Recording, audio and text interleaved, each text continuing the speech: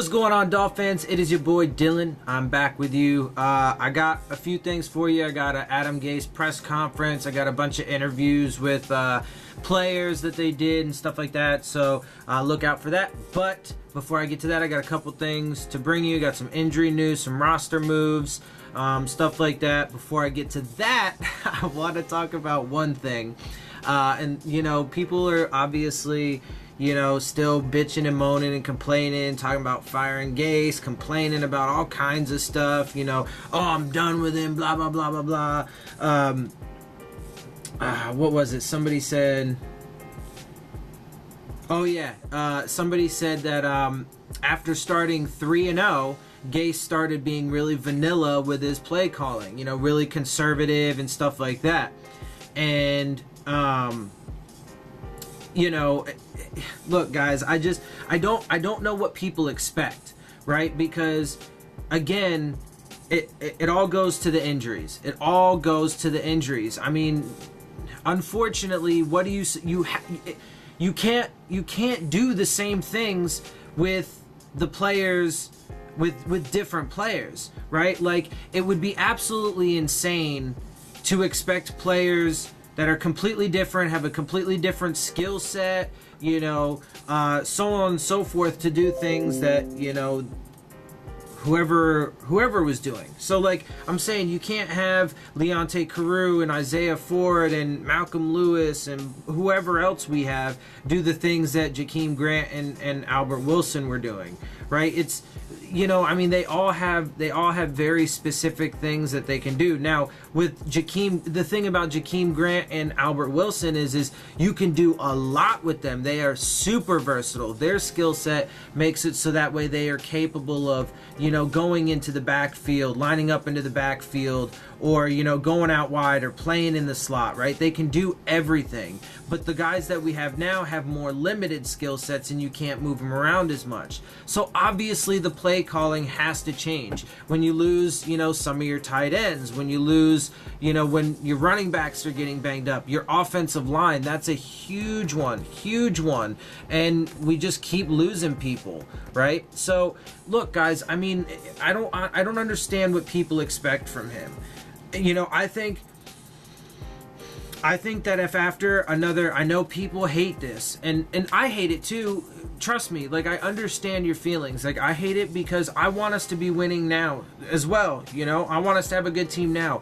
But unfortunately, you know, you can't expect to win and to have sustainable winning if you're hitting the reset button every couple years. You have to let it have time to, you know, develop and to grow, right? I made the you know, analogy in I think my last video. What if you hit the reset button on your life every year or two, every 2 years or 3 years, right? Let's just say you're just like, fuck it, I'm gonna move, I'm gonna change my job, I'm gonna, you know, how well do you think your life is going to go if you're constantly hitting the reset button every 2 or 3 years? You gotta give things time to settle in, develop, and like I said, man, the coaching staff needs to gel, right? Gase needs to bring in the coaches and stuff that he wants to. He needs to bring in the players he wants to. He needs to set the culture that he wants.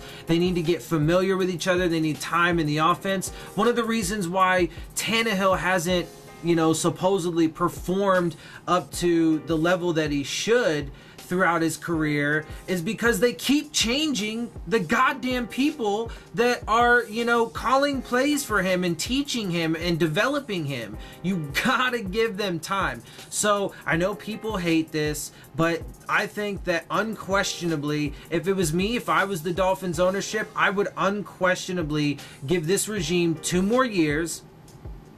And then if they couldn't deliver, I would hit the full reset button, meaning I would get rid of my VP, my GM, my head coach. I would get rid of everybody all at once instead of trying to, you know,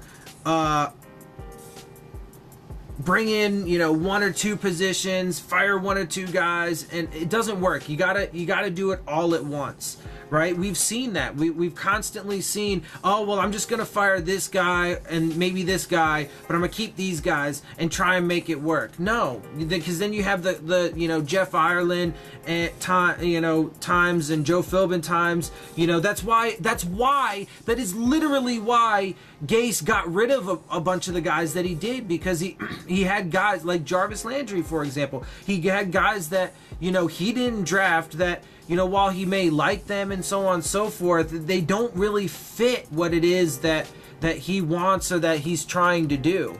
And, up until Albert Wilson, went out, he was easily proving that by bringing him in and having Jakeem Grant, Gase was able to do what he wanted to do.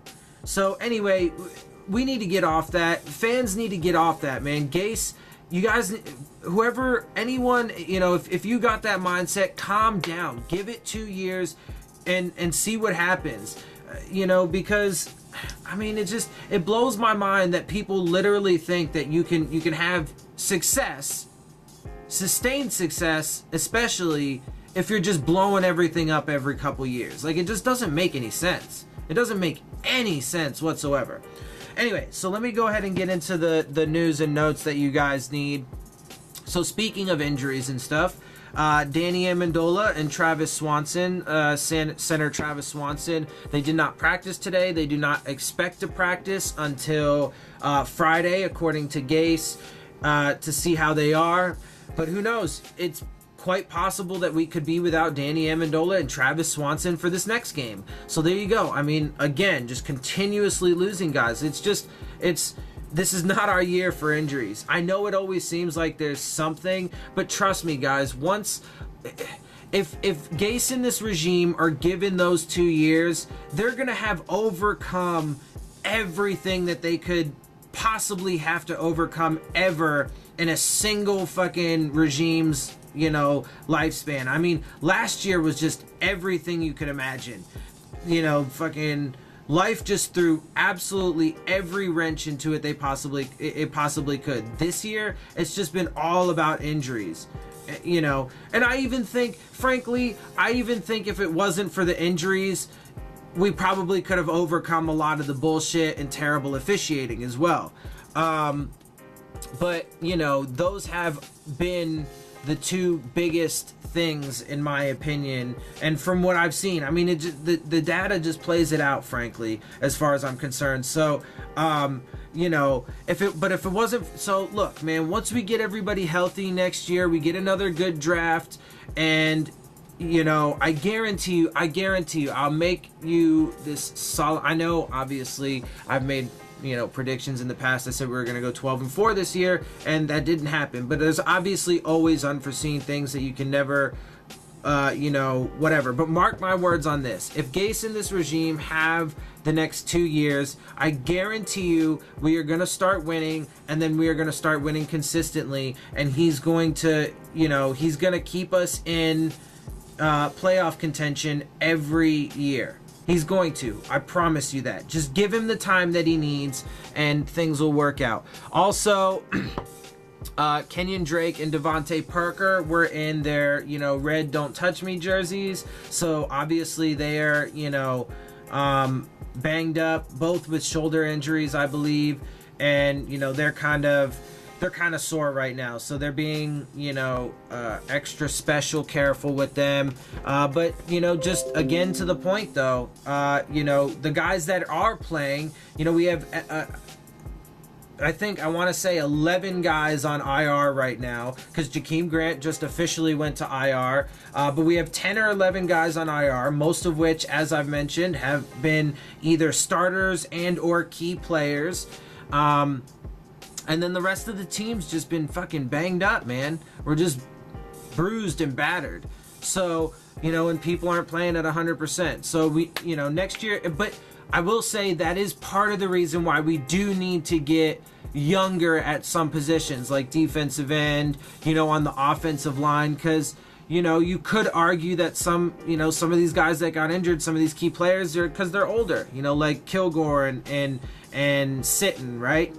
And Hayes. Well, no, I would argue with that one. I would say that's bullshit, because Hayes, got hurt trying to follow a stupid, impossible rule, and his body was in, an unnatural, was doing unnatural contortions and things that it shouldn't have to do, but he was pushing it to do that because of the fact that, the rules are the way they are. Anyway, as I mentioned, Jakeem Grant officially got put onto IR, which means that they elevated Isaiah Ford from the practice squad, and then they also signed wide receiver Francis Owusu to the practice squad, which is cool. I really like him. And safety Chris Lamons as well. Yeah, man. So, we got a game against Buffalo. It's at home. We're going to win this game, guys. We're going to win this one. We're going to beat the Patriots. Damn it. Look, I told you, I'm one of those kind of people that I always choose no matter what. And trust me, I've been through a lot of shit in my life. I've had a tough life. It has not been easy by any stretch of the imagination. But I choose, as a grown person, a grown man, intellectual, human being, I choose to err on the side of optimism and positivity. So with that said, man, I think we're gonna win these last 5 games. We are gonna get hot. Ryan Tannehill is gonna play even better than he played in this last game, which, make no mistake, Ryan Tannehill played great and proved that he was clearly far better than Brock Osweiler. But anyway, so I think we're going to win these last 5 games, guys. I think we're going to get to 10-6, and I think we're going to make it to the playoffs. But anyway, with that, I'm going to go ahead and send you off to these interviews. I hope you enjoy them. I hope you enjoyed my show. If you did, make sure you hit the subscribe button. Make sure you hit the bell if you want the alerts. Hit the like button as well. I appreciate that. Leave your questions, comments, and concerns down in the comments section. And of course, as well, follow me on Twitter at Dillon Tartaro. And with that, I'll see y'all soon. Keep your heads up, guys. Fins up.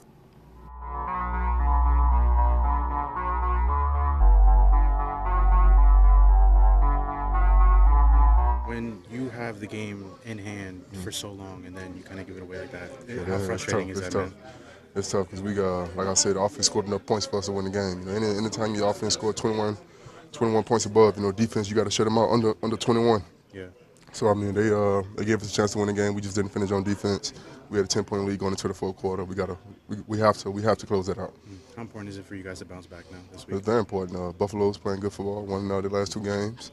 They're going to come in here, try to be hungry, be physical. So we got to come out and be more physical than them. What have you seen from the rookie quarterback? He's a little bit like Andrew Luck, isn't he? Nah, he's not like. He's a big guy, but he's more like a Big Ben. He can scramble. He's faster than he can scramble. He's faster than Big Ben. But like I said, they just won their last one against Jacksonville. They won their last 2. So they feeling pretty confident. So we got to come out and play fast. Having said that, the responsibility of doing your part when you have a shady McCoy back there. Oh man, everybody has to be on their P's and Q's on defense. That's running to the ball, tackling. If one guy missed, the other guy, make sure he's doing a good job of wrapping the guy. Like Sadie, he's elusive. I had a chance to train with him in the offseason, so he's very elusive, and I'm pretty sure he's looking forward to this matchup. You guys gonna probably play them like you played the Jets, where you're just trying to stop the run and try to see if the QB could beat you? I can't tell you the secrets. But at the end of the day, we're gonna come out. We need this one. We lost. We 2 in a row. Came off a bye. We got a loss. So we got to get these 2 at home. And it starts with the Buffalo Bills. Isn't that always the recipe, though? You guys always say we got to stop the run first, man. Oh, you got to stop the run in order for to have some fun. Because if you don't stop the run, then you in 3rd and 1, 3rd and 2, and then you don't get the rush to passer. So it's gonna be a long day if you don't stop the run. Devon's Kyle Williams, a guy you follow, being a fellow. That's my guy. That's my guy. Old Kyle. When I first saw Kyle, man, it was a funny story. I was junior at LSU when I first saw Kyle. I said, man, this guy's a football player. He had a collar shirt on, looked like a guy who just worked on like mechanics. But at the end of the day, I respect him so much. The things he's done in Buffalo. Pro Bowl, All Pro. It speaks for itself. 5th round draft pick. Speaks for itself. Like somebody else from LSU, 5th round draft pick. I ain't gonna comment on that one, but yeah. Hey, you expect your buddy Jordan Phillips to run a little hot or something? I'm pretty sure he's going to be intense coming back to the team that drafted him, Miami Dolphins. I mean, he's going to be intense, but at the end of the day, I mean, I'm just controlling what we can control. We just focus on playing Buffalo Bills this Sunday. You kept in touch with him at all? No contact, yeah, I was gonna say. I mean, I talked to him, I hit him up on IG, what's up, Jay, stuff like that. But at the end of the day, I mean, he's going to come out, he's going to be competitive, I mean, which I expect him to be. But at the end of the day, I mean, the focus is on Buffalo Bills.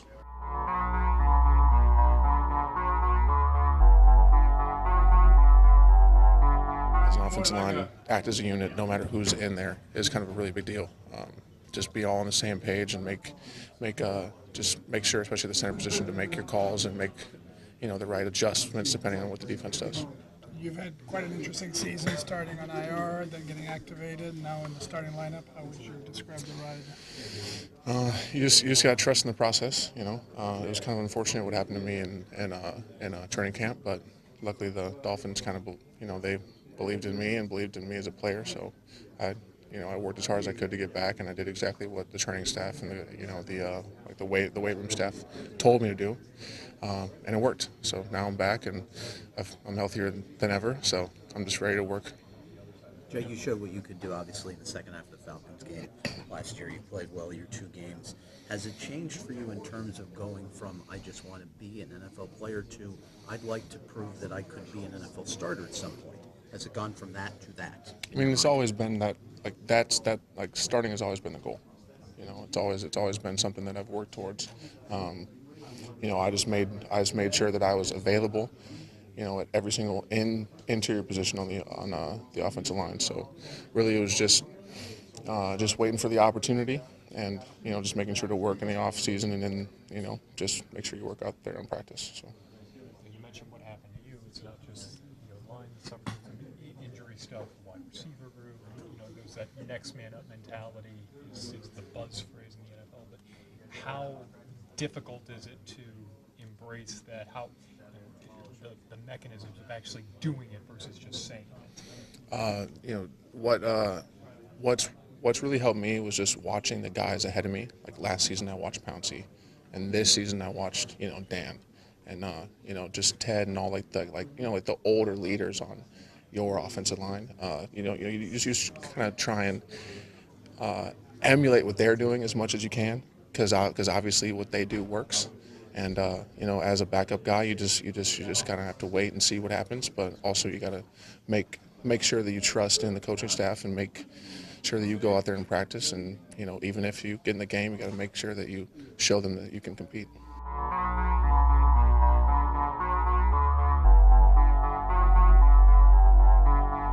That was excitement. That's a confidence booster for him for sure, but also the people around him. Like, he instilled confidence in us that he's going to be able to do his job. And like I said, I feel like that's just an opportunity for somebody else to come in and make a name for themselves. You gonna get Frank in the end zone, man?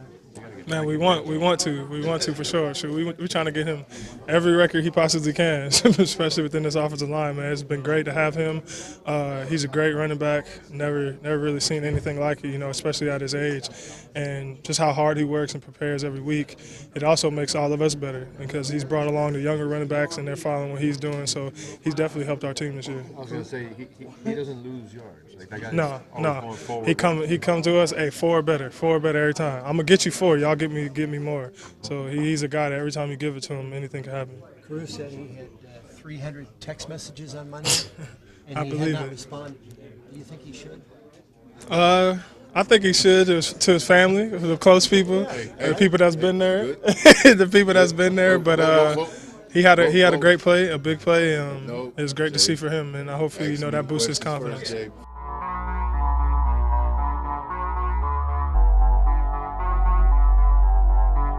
One thing that Coach Gase said on Monday, TJ, was that NFL players by nature are able to overcome very difficult losses, maybe more quickly than coaches can. By Wednesday, they'll forget. With that said, did this linger at all longer than most losses would for veteran players just because of how painful it was?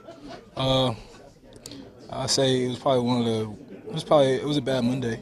Monday probably felt a lot worse than some of the other ones.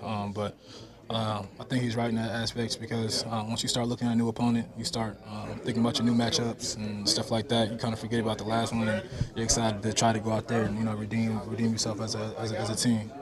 Where do these signs come from? Say that again. Tell us about the signs. Where do they come from? The the signs. Right over your shoulder. It's just a motto from upstairs, saying, this is just kind of the mentality that we got to have. Just got to be resilient as a team. Stick together. Can't splinter up, and so it's something that's just kind of like how we're gonna attack the week. Is that from Coach Burke or is that?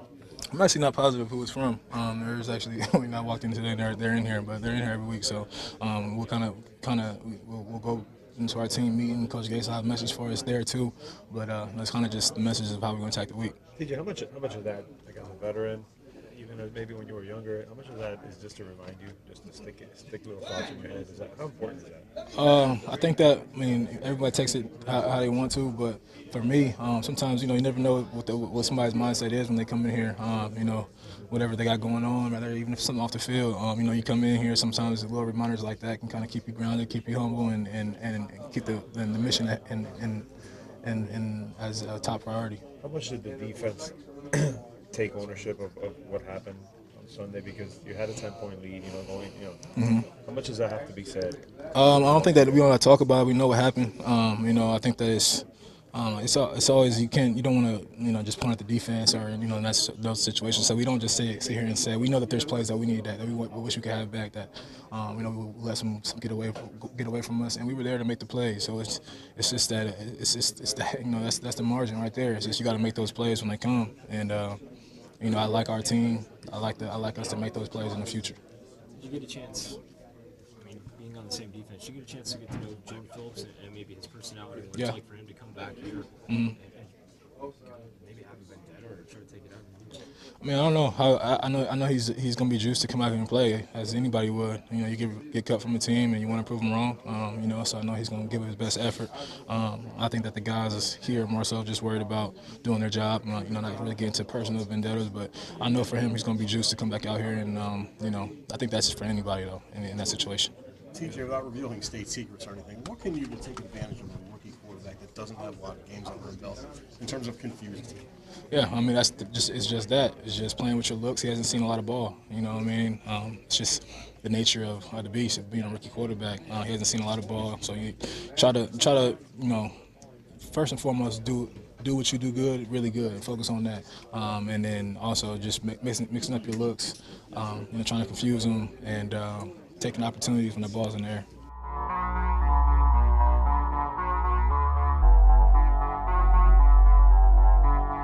Play as best I can. Have anyone given you any assurances beyond this year? Or no? No, I haven't discussed it, and it doesn't matter at this point. It's a matter of going out playing for this team and winning games, giving us a chance to get in the playoffs. Have you, I don't know if I'm going to phrase this correctly, but have you kind of gotten used to the shoulder pain as much as is possible? Yeah, it's at a manageable level, like I said last week. So it's there, it's tolerable. I don't mind it. It's something I can deal with and play through. So hopefully it just continues to decrease. It does feel a little bit better this week. So hopefully we just keep on that trend and keep getting better. What did you have to do to be able to play on Sunday besides wear the harness? Anything else? No, that's it. Have a warm-up routine, a program that I go through to get ready for practice or game, and then just stuck with that. Got ready, got loose, and was ready to go. Would you say it's tolerable or horrible? Tolerable. Oh. Tolerable. Horrible. No, it's tolerable. What have you seen on film from the Bills defense that are challenging? Yeah, they're a good defense. They're playing well. They play fast. I think that's one thing that jumps out on tape is the speed they play with, especially at the linebacker position. Those linebackers are flying around, playing extremely fast sideline to sideline. So I have a ton of respect for them. Obviously, top-ranked defense against the pass. They're doing a really good job. Their guys up front are able to push the pocket and get pressure. Jerry Hughes is a guy who's been doing it a long time. Kyle Williams, another veteran, been doing it a long time, and they're playing at a high level. Their secondary is playing well. I think they're doing a good job of not allowing explosives. Try to really limit those and make you go to the length of the field, kind of like what we saw last week. They're playing well. Ryan, when you left after the 5th game of the season, you had 5 veteran receivers, really good receivers, probably deepest spot on the team. You come back, 2 guys on the practice squad at the beginning of the year, now part of your receiver arsenal, and a guy who wasn't on the team, Bryce Butler. How big of an adjustment has that been for you? Well, it's definitely a little bit different. Just the type of guys we have and the guys that we lost. The skill sets that that Jakeem and Albert had, just to stretch things a little bit for us. So we have to adjust. That's the game. You adjust to the players you have, and confident the guys we have out there that they'll get open and do a good job for us. Did you notice any rust at all, either during the week of practice or during the game, that you feel like you have to knock off and maybe give you a higher ceiling this week? Yeah, definitely. I think you don't play for 6 weeks, you're not going to come out at your best. So, during the week, last week, just getting comfortable and back in the pocket and getting used to moving around, feeling things is obviously not something that comes right back overnight. So, working extremely hard on that throughout the week, and obviously feel better than I did last week at this point. Coach Gase was saying that with Josh Allen, the rookie quarterback trying to disguise things and confuse them. Do you remember your rookie season and what teams would do to try to do that to you? Honestly, that was so long ago. I feel like I'm 90 compared to my rookie year.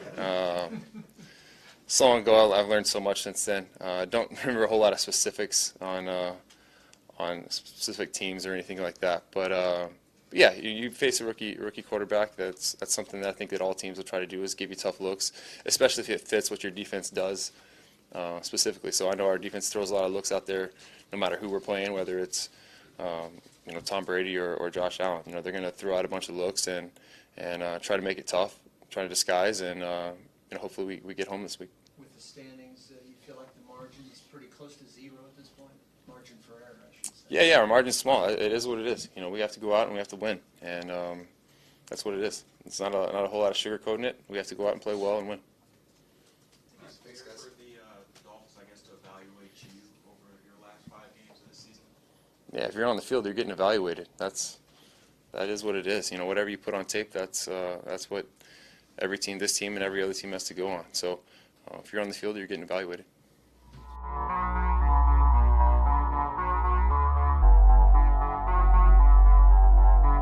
Things in practice, really didn't have a ton of opportunity in actual preseason games. I say throughout the season, he's just kind of put his head down, grinded. He's worked on the outside stuff as well, just because he didn't want to. Basically, he was trying to avoid what I did last week by bringing somebody else in to play outside. And now, he's got an opportunity. I'd like to preface this with that you'll hate this question. Okay, perfect. So, is this going to be your last question? if you answer it well, I'll agree to that. So you said that you were going to have to look into how much you had Ryan throw during the week. Right. So I'm just wondering if you can give some idea of what you've scaled it back by, roughly a fraction. The things that, if anything's been scaled back, it's just making sure that we're not overthrowing an individual. Like a lot of times he would do a whole bunch of stuff in special teams where maybe that's like 10, 15 throws throughout practice. He's not really doing that as much. It's more maybe like 4 or 5 throws in special teams. But as far as practice goes and like routes versus air and stuff, he's done his normal routine there. So it's not a ton. I mean, it's just we're trying to just take a few off him. Adam, Kyle Williams has been disruptive for Buffalo for a long time. When he's going, what is he doing well? Is it hands, feet, hips, speed, power? His knowledge of the game is probably something that he uses to his advantage. His effort, high energy guy, just never quits on a play. He understands formations. He understands kind of technique that offensive linemen are trying to use on him. He just knows how to defeat probably any block you throw at him. He knows how to win.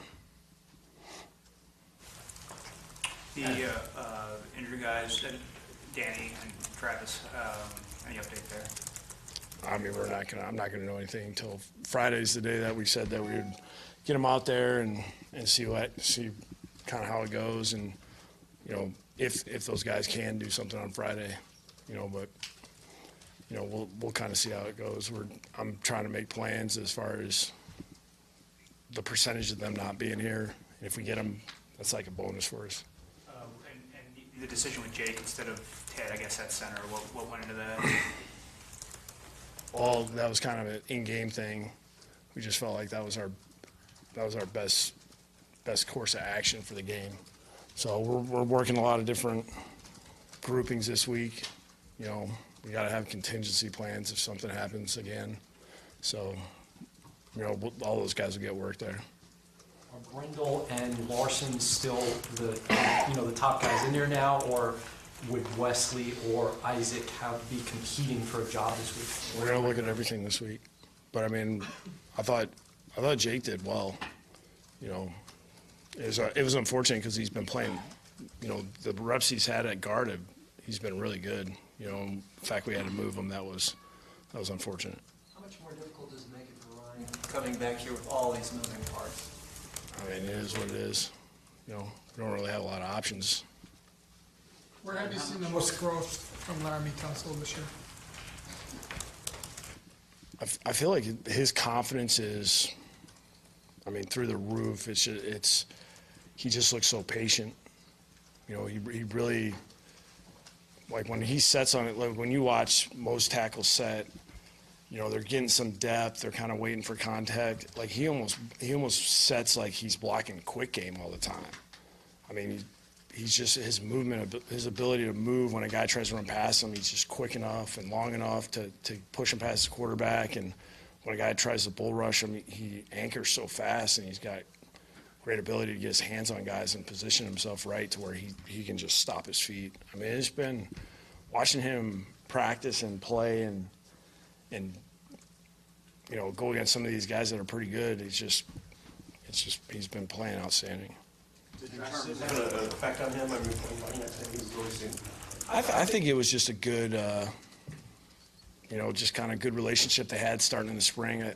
Laramie really respects him, and Josh doesn't say a whole bunch, but I think they had just really good chemistry. And I think Laramie just watched him, how he worked an individual, and I'm sure Josh, told him a couple things that he possibly does, and I just see a different guy every day in practice than what I've seen in the past. To where, he's a pro. And that's kind of year 3. You kind of really understand what you're doing. I think last year was a little bit of a feeling out because he, moving from guard to tackle, and even though it was his natural position coming out, that's a big difference when going in college where you're just better than everybody else, and now you have to work. You have to make sure that you know everything going on because those guys are pretty good on the other side.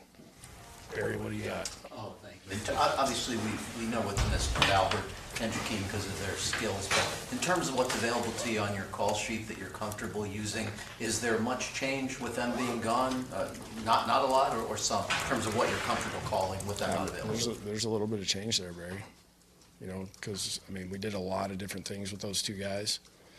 And, the guys that are up right now, they're not the same. I don't know how to put this. Like, those two guys were able to be in the backfield, in the slot, outside. Like, they just had a lot of variety. Like, we have probably taller guys that are, they're more long striders. It's not so much the initial quickness type things that those two guys had. What's your impression of the Bills' young receivers? Well, they have. They've been mainly kind of in that run game, play action pass, take shots type, mode. And it's obvious why, because Josh can throw the ball a mile. So those guys, their biggest emphasis is to run and go get the ball. And that's something those guys can do. They can create separation. If you're not careful, they'll get behind you. You evaluated Allen coming out of school. What else did you notice about him? Well, besides his size and his arm strength, his athletic ability was probably surprising to me when I first started watching him. And then now seeing him play in the NFL, I think last week he had a run on a draw where, he stiff arms a defensive end, makes one of the DBs miss and then runs through one of the linebackers, all in 14 yards. So, that athletic ability, I think it just surprises people because of his size. How do you take advantage of a rookie quarterback's inexperience? Is it disguising coverage or different front? What do you do? That's some of the things that a lot of people try to do is you try to get them to look at coverage and think it's one thing, and then all of a sudden they get their head back down the field and it's something different. and might change their read of where they're supposed to go with the ball, and you're trying to get them to really kind of mess up in that area. But you have to be careful with a guy that can really push the ball down the field like he can, because if somebody gets out of position and he sees it, then it can be a short drive. And that's sometimes where you can take advantage of that when you don't have a guy that can throw it as far as he can, where if you do get out of position, that guy might not be able to make that same throw under duress. I mean, Josh can make a lot of these throws down the field with defenders hanging on him, defenders hitting him. He's not really shy. He doesn't shy away from any kind of contact. He's going to stand in there and get smoked and not care. With all the injuries at receiver, Kenny Stills out there and his numbers are down. Is there another reason that beyond? You know, I mean, because I've looked at the same thing. I'm going, why are we not? How are we not hooking up with him more? I think that's the stretch when Ryan left. We had a few opportunities down the field, but it was just something else always happened where we got too much pressure and we couldn't get him the ball. You know, when he's had his opportunities, he's made the most of them for the most part. You know, we just have to be careful about not forcing it. Like last week, we forced it to him. You know, and it was probably it was more on me than anything, and just, you know, those subtle reminders of, you know, hey, he's running this route, like that puts a bad seed in the quarterback's head. So, you know, we just have to make sure we do a good job of when it's there, we take it, and when it's not, we got to progress and move to something else. You know, it's just that he's been so effective for us down the field with big plays, and teams are doing a good job of taking him away. Is he right physically? I mean, I'm never going to say a guy's 100%, but I think he's way light years from where he was about 2 or 3 weeks ago. Adam, facing Jordan Phillips, just your thoughts on that this week, because it seems like he was pretty bitter when he left. Yeah, I mean, I can't speak for him. I mean, he's getting an opportunity to play, and he's with a good group, and that defense is playing well. Is Kenny the type of receiver who might get frustrated that his numbers are down, or is he the type who might say, when my time comes, when the opportunity comes, I'll make those plays? You want me to answer that the way I want it to be, or? I mean, I know this. I'm probably more frustrated than he is, because he's a guy that's scored points for us and shortened up drives and been very impactful, and it's been probably more frustrating for me why we're not able to get him the ball as much as what we want to. So, I mean, he never says anything. He just works every day and puts his head down. And he knows every position. You know, I mean, he bailed us out of a pretty good situation last week where, I mean, that could have been worse off, where we're moving guys around and, you know, he jumps into the slot and helps us and puts us in a position where we at least can move the ball a little bit. Is he able to do any of that out of the backfield stuff? It's not really his deal. Guys, good. Is X proved himself as a shutdown corner at this point? That's hard. It's hard for me to say that. I feel like I'd have to be on the other sideline to say, okay, I don't know if there's been too many guys I've been around where I've been like I remember Revis and Sherman were always kind of scary to go against, where you were like, man, if you throw the ball their way, there's a high percentage chance that they're going to pick it off. I think he's getting to that area where he's making those plays, like the ball's thrown to him, and if he can get his hands on it, he's catching it, and he's actually getting the interception. Which that's really the part you don't see a ton with corners, is you see them get their hands on the ball, but you don't see the interception. He's making those plays, and I think he just has to keep coming along and become that all-around corner, which we've all seen him do, whether it be tackling, whether it be setting the edge in the run game, covering the best receiver on the team, you know, inside, outside. He's done all that. It's just about just keep putting, you know, that type of tape out there, and, you know, when people think it's the right time, or, you know, other teams start respecting it to where he's not getting any targets, that's when you can say, hey, you know, he's that good where teams don't want to even throw at him. Or say consistency, is that what he has? Yeah, I mean, I think he's really close, though. I mean, last week was impressive. I mean, I feel like he baited him a little bit on that second one. And, you can, when you watch it on tape, you can see him kind of creeping a little bit, and right when he threw it, he just shot out of a cannon, and that was a great catch. Alright guys, you've reached the end of my video. This is the end of the interviews. I hope you enjoyed those. I hope you enjoyed my show. Also, as a whole, if you did, make sure you hit the subscribe button. Make sure you hit the bell if you want to get the alerts. Make sure you hit the like button. And please share your questions, comments, and concerns down in the comment section. I love interacting with you guys. It's for you. This is for you.